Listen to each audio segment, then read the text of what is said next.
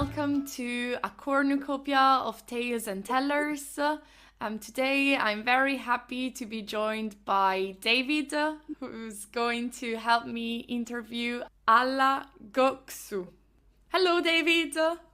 Hello, Simona. It's great to be here, and feel very privileged that we've got as a special guest today my very, very dear friend, Alla Göksu. I've known Alla for a number of years through English language teaching. I met Alla for the first time at a conference about using drama and creativity in a conference in Germany, and we've been at conferences together. Alla's run conferences through an organization called Migranet in the past, and we've collaborated. We've written a chapter together, but let's find out more. Alla, tell us a little bit about yourself. Hello. I'm really pleased to be part of this event today. Thank you, Simona, for invitation. Thank you, David. It's really important for me, and especially in these days. And maybe you'll understand why when I tell about my origin, where I come from. I live at the moment in Germany for more than 20 years, and I'm a teacher for English and mathematics at the secondary school. But what more? It's only one part of me. My second part, where I originate from, is I'm Ukrainian by birth. I lived my first half of my life in Ukraine, in the middle of it, in the small town not far from Kiev, so maybe 100 kilometers from Kiev. And of course, everything what is happening now there touches me deep to my heart, and I'm really with my folk now. So we really appreciate you being here, and we want to send our messages of empathy and hope and wishes for peace to you and all of the people of the Ukraine and who are connected to Ukraine. Yeah, thank you very much. They need them more than ever now. Stories are a good way of connecting people and a good way of talking about ourselves, our identities, and who we are. And I think this is very much your connection to storytelling, Alla, isn't it? Yes, actually, yes. In the very beginning, as I met you, I saw it only as one tool for teaching foreign languages, and one tool for using it for vocabulary, for enriching language, for just using foreign language. But in the course of time, I appreciated it more and more, as often every time I came in touch with you, I learned a bit more about myself through the stories you told. And one day I just recognized the real value of it, because I knew that it's more than only a tool for learning. It has a more deep sense. It connects us with ourselves. It helps to reflect about ourselves on the base of the stories which were told by the folks all over the world. And we start with our own stories.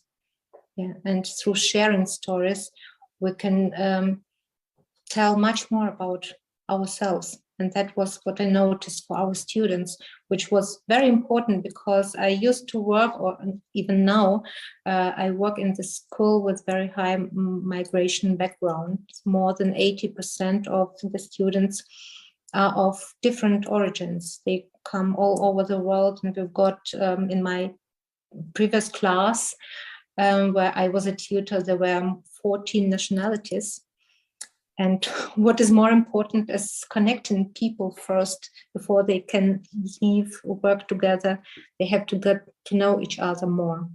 So that was my very important tool, and is still my very important tool, the first one.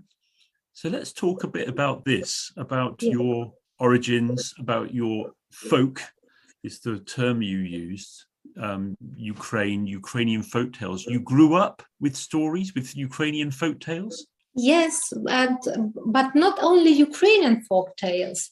Of course, previously, just from the very beginning, I was told stories by my mom, and they were oral stories, also by my grandmom in the kindergarten. This way of breathing up was just natural one for children. And I think that was the very beginning of my love to stories. I started to read by myself with 5 years. I learned to read, and that was the very beginning where I just started to read stories. And they were not only Ukrainian stories. I love Russian folk stories. Then there are stories of all folks of the former Soviet Union. So I came in touch with all of them. They were open to me, and that is a source of the wisdom, as I now can see. So this is a tradition which I think which brings me back and helps me now to live it further and to show it, to perform it here. Your own interest in story is more than folk tales. It's about folk tales and personal tales, and the combination of the two, if you like, as well, is a way of, like you said, inviting people in, inclusion, I think, is key. We wrote a chapter together for British Council publication. Our chapter was titled Storytelling for Diverse Voices. So can you tell me a bit more about your work in inclusion and storytelling for diverse voices and how that works? I noticed it was that the children were about the age of 12, 13. And normally in the state schools, it's expected that students, pupils, children, that they assimilate with the major culture. So the culture, language is German, and so you have to perform everything in German. And that is the way of thinking how the connection works. But when we think back about, for example, I don't remember the names of some book authors, but just performing this way of treatment, when we think more about the personality, development of personality, there are different of them. And when we apply only this part of person, this German part, there is maybe only 20% of what the student, the person can share, can show. And this majority, this bigger part of itself, the students are hiding because it's not welcome, it's not needed, so to say, in school system. And when you start to look after behind that and to be curious about what are your roots, what can you give more, bring more to this community, what makes you so special comparing to other students, German students. And I thought about ideas, how could I use that, performing that, and just talking directly, make dialogues, for example, perform it in your own languages. As I used that for the first time, I noticed that they felt very awkward, not convenient, not comfortable, as if they have to show something they are ashamed of. So in this feeling of shame, I was really struck by that finding and observation. And I thought, how could it be? There is much more value in it when we stop hiding ourselves and are proud of what we are. So then there is 100% of inclusion of the person. And we live from this variety of different cultures and different personalities. And that was the way that I noticed. I read a lot about storytelling and stories and their use. And I noticed that when you start talking in some neutral space, so this is the safe space where you can enter in. And this space is very warm. There are it's suggesting a lot of feelings which are otherwise not allowed to. You are not allowed to be weak. You are not allowed to be afraid. There are bad feelings and good feelings. So just the focus on the good feelings, but they are all important. And so when this space is created, it's safe, and children or even adults, as we observe that, can decide by their own whether they want to open themselves in this space. So there is no urge, there is no must. So everything is according to me, how far I'm going to present myself, because it has nothing to do with myself, but it's a story. And through talking about the story, through association with the main characters from the stories, through talking about the feelings, children present themselves a lot of their own in this talking. And after that, they whoa, it's not dangerous to be myself. Yeah. And this sharing makes everyone feeling more connected within the class. And I think that hesitation, that nervousness around opening up about personal stories, yes, is not just from the students, it's also from many teachers. Many teachers feel afraid. If we open this, it could be like a can of worms. It could provide, there's going to be a lot of fear, a lot of strong feelings. Students might get very mentally, it might be very damaging. But in fact, you're saying that kind of the opposite can happen. When we lift the lid in a safe space, then students can feel safe to share and will support each other. They will hold each other. Yes, they can show stories, and this space gives the chance to show the empathy and to suggest help and to give the suggestions. That is the idea of that, I think. Then when one is afraid to talk about the problems or something what you are thinking about, just like in the situation we are, a lot of people in Ukraine are afraid of what will happen. There is no certainty in the future, no certainty in the lives. No one knows how it will end, what will happen some days. And this creating of this it's kind of common platform where you can talk about it, and maybe there are some solutions will come out of it. And you on your own, you couldn't come to the solution. And I think just now, when we watch at what Ukrainian folk is doing, yeah, there is this connection, but I think it's the best example. They are talking the story together. They are creating a new story.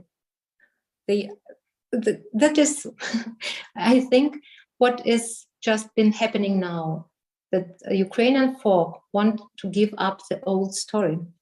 And it's so difficult to give it up.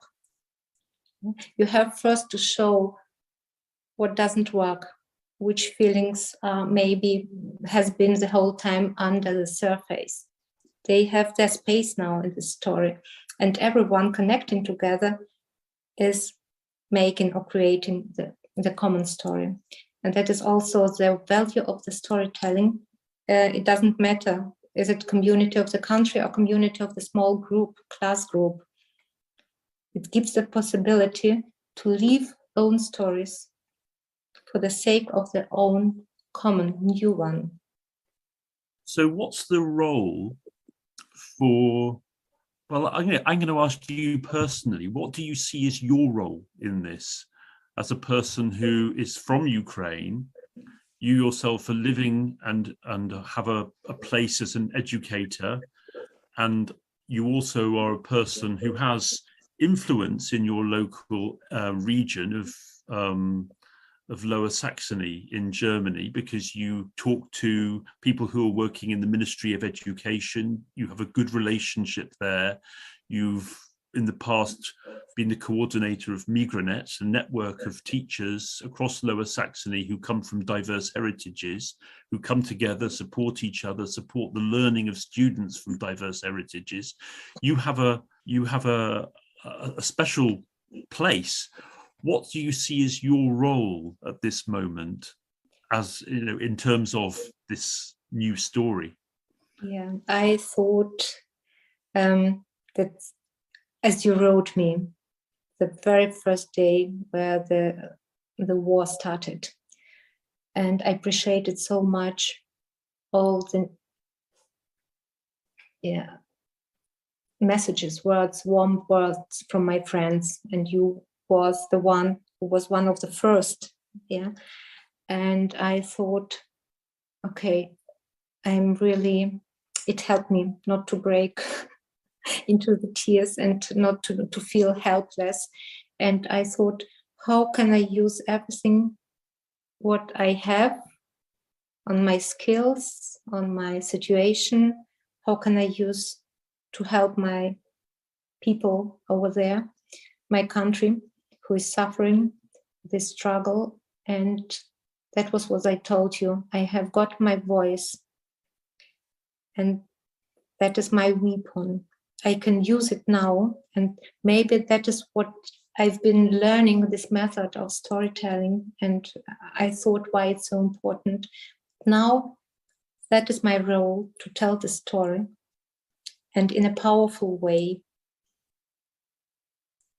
to show the others what to do, which way, what is important. And the most important thing for me is the connection, that when we get out of our egos, get out of our stories, who we are. So we are not only women or men, we're not only Ukrainian, German, English, Italian. We have to leave all those things. We're not only teachers. What most important is, we are people. We are human beings. Yeah, and I think when we step outside of all these stories which make us and influence us, we will see that we are connected. And that's why, so it doesn't matter what I've got, but I use now this situation because I know I'm a human being and I'm responsible for the future of our children. Yes. And you were also saying that for people who are from Ukraine, who are temporarily displaced in other countries as refugees, there is also an important, there are important things we can do. Like you were saying earlier about the inclusion of that language.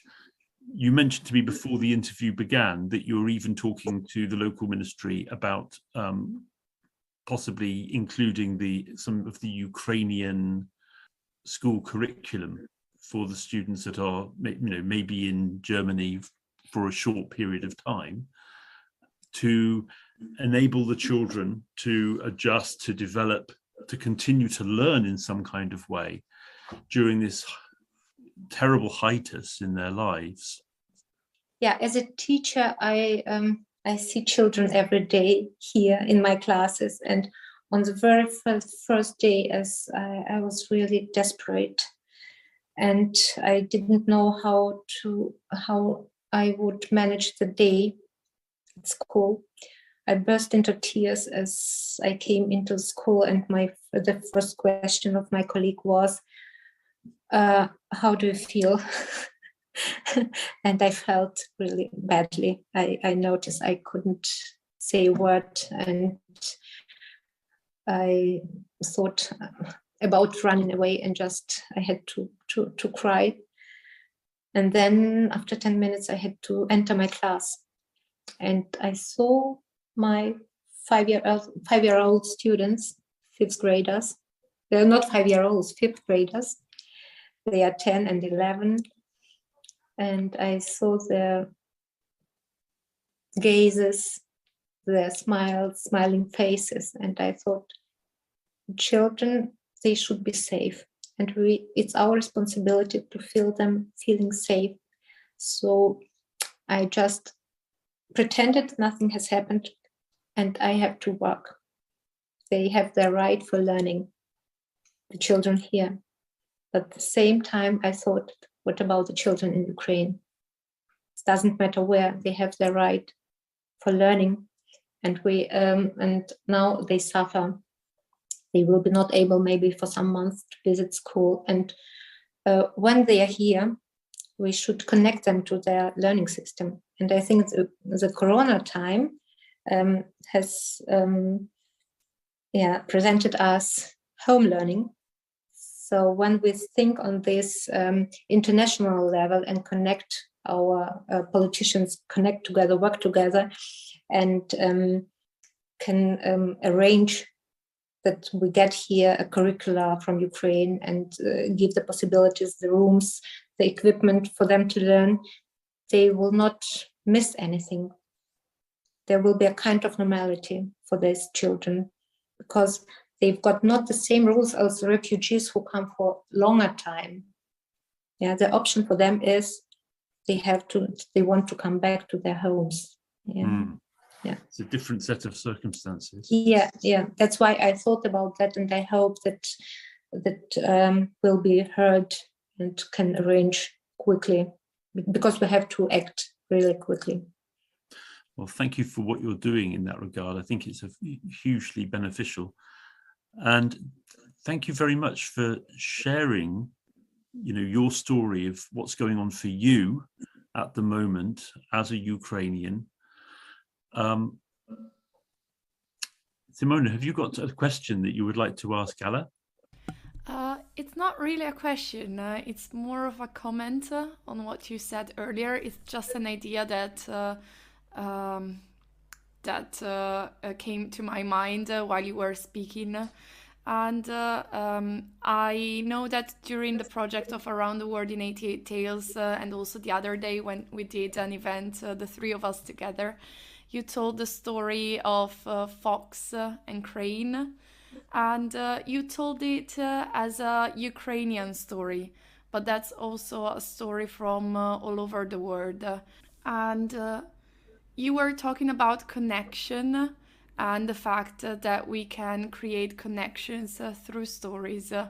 And these just seemed like a wonderful example of the connections that we have as human beings, and not just as a Ukrainian person, an English person, an Italian person, but we have deeper connections because in our heritages we have stories that are same stories, but with different things that also connect us, because the story is the same, the structure is the same, but that also make us unique as people and as heritages, because we have you put those elements of the flowers and the dress that the fox wears, and it's just how I imagine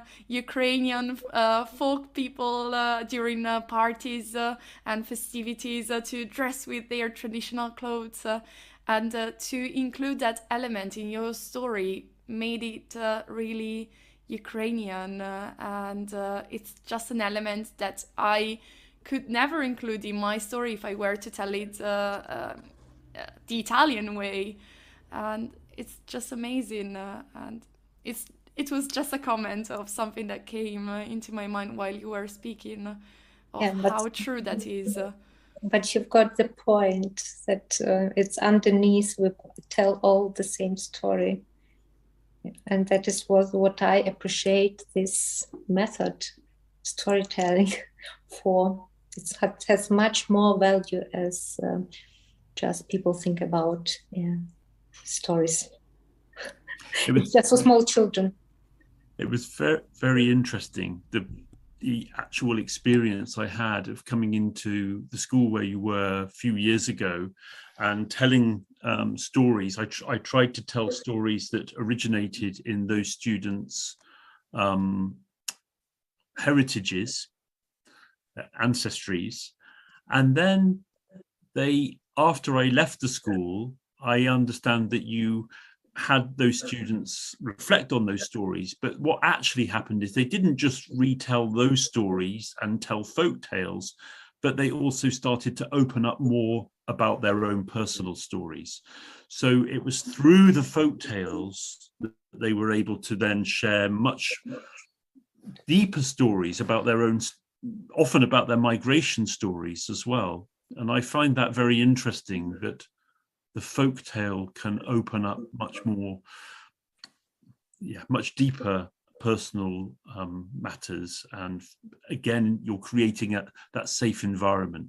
The story acts as a kind of metaphor, as a kind of key to open up our hearts. Yes, you're quite right. You sum up to what I've tried to speak about, but just to give it back, I've learned it through you, because I think to a good story, you can't tell a good story, if you're not a good storyteller. And to be a good storyteller means you need to be a good listener, and I think you're living proof of this, Alla, that you really listen to the people that you teach, and that for me is the key to being a great teacher as well. Is actually really, really listening to the people that we're with and helping them to listen to each other. Yes, and we shouldn't do that is what I take for me now. You shouldn't use your students, the children you are teaching, or people you are telling the story, through storytelling. You can't make them to objects.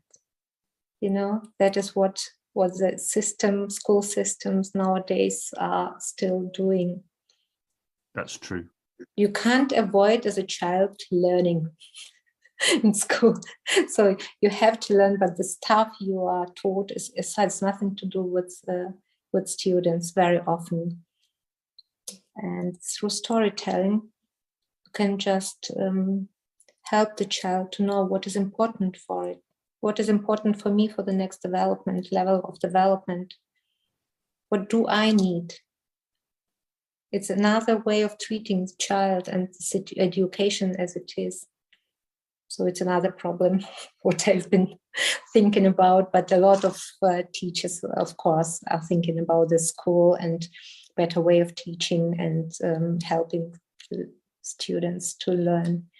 I think it's just common truth. Right. Well, thank you very, very much, Alla, for joining us at this very difficult time. And we send our love and support to you and all Ukrainians, and a wish for a good resolution, if this is possible. Thank you, Lord.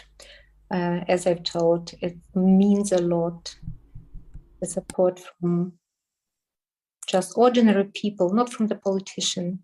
I think the people all over the world, they are with Ukraine, and through you, they get this energy, which is very important for these times. And thank you for invitation and for this very lovely interview. I enjoyed it very much. I've been very excited before that.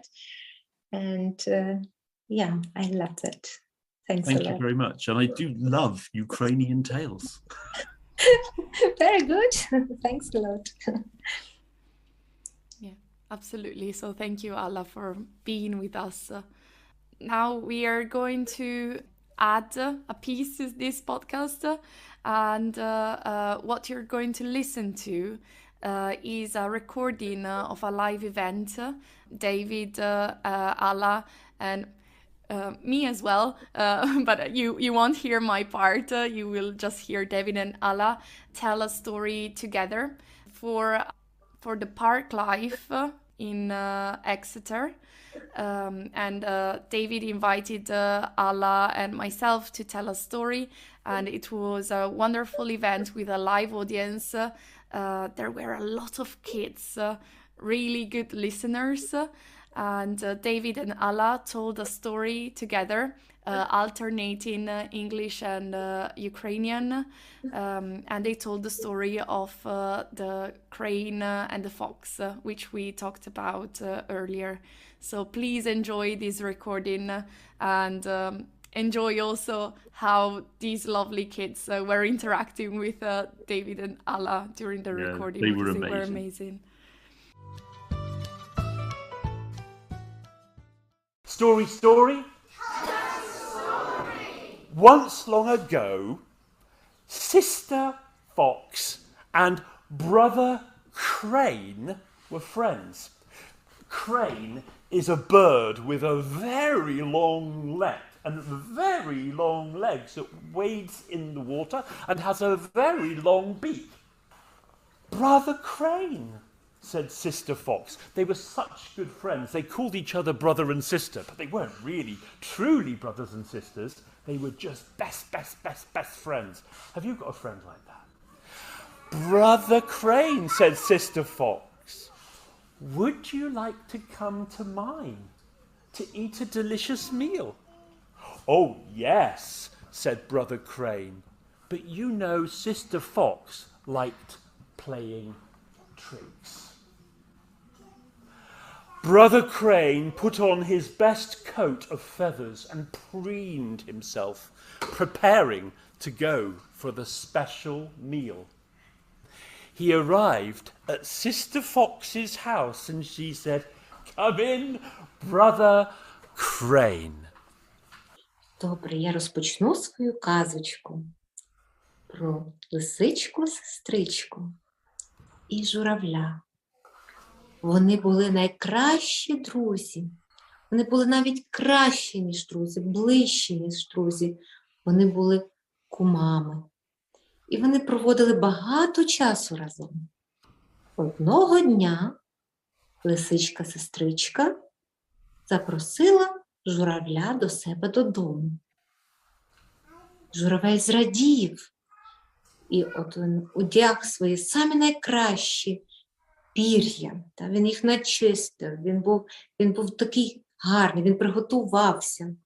І прийшов до сестрички-лисички додому. Brother Crane came into the house and Sister Fox said, "Come in, Brother Crane. I have made a delicious milk porridge." And Sister Fox served the milk porridge in a big, round, flat dish. Brother Crane put his long beak down to the dish. Pat, pat, pat. But he couldn't get any of the porridge. The porridge was all flat in the dish. He tried again. Can you try too, everybody? Pat, pat. Could he get any of that porridge out of that flat dish? No. Oh dear. Лисичка побачила, запросила журавля зайти до себе додому. І сказала: "Я сьогодні приготувала чудову вечерю." І запросила його сісти до столу. І журавель зрадів. Він подумав: от як добре, ми сьогодні ввечері разом поїмо. І лисичка приносить тарілочку, але вона була плоска, міленька. І на цій тарілочці було дуже тоненько розмазана кашка. Журавель подивився на тарілочку і дзьобом намагався взяти хоч трошки кашки. Але як він не старався, у нього нічого не вийшло. Well, Sister Fox looked at Brother Crane and then she came to that dish and she took out her long tongue and she ate all of the milk porridge. Can you show me how Sister Fox licked it all up? It was all gone, and Brother Crane got nothing. At the end of the meal, Brother Crane said, Sister Fox, tomorrow come to my house and I will make food for you.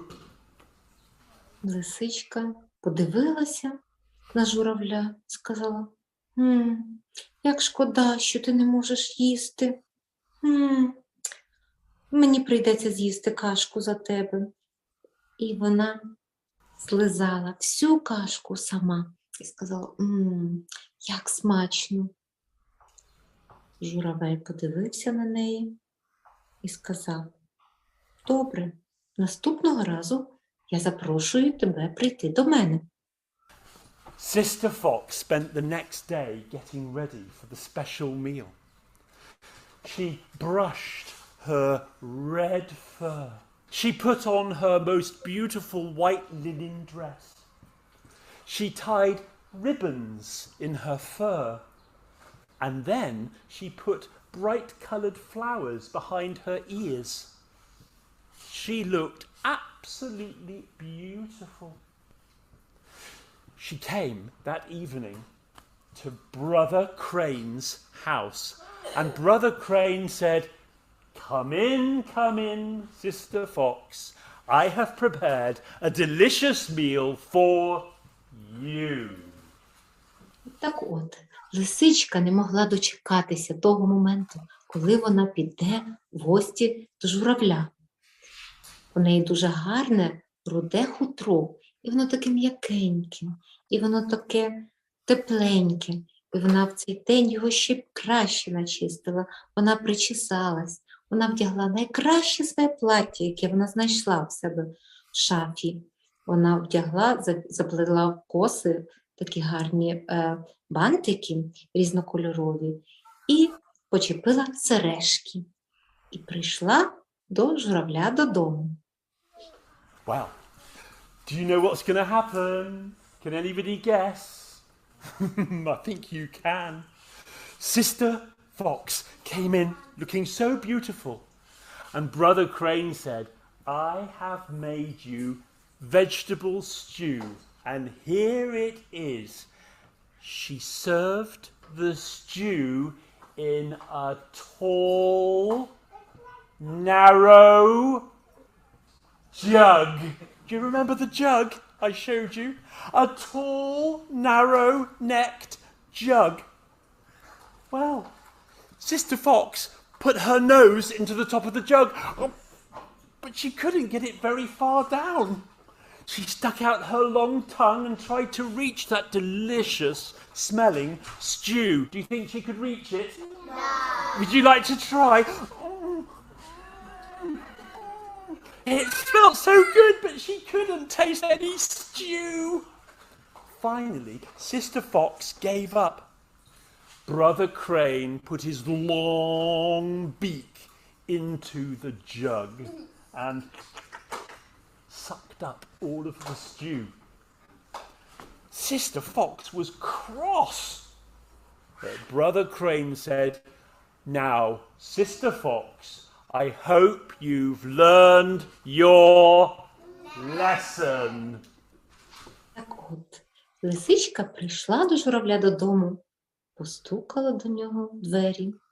Журавль відчинив і сказав, запрошую тебе, лисичко, сестричко, заходь до мене в мою гостину.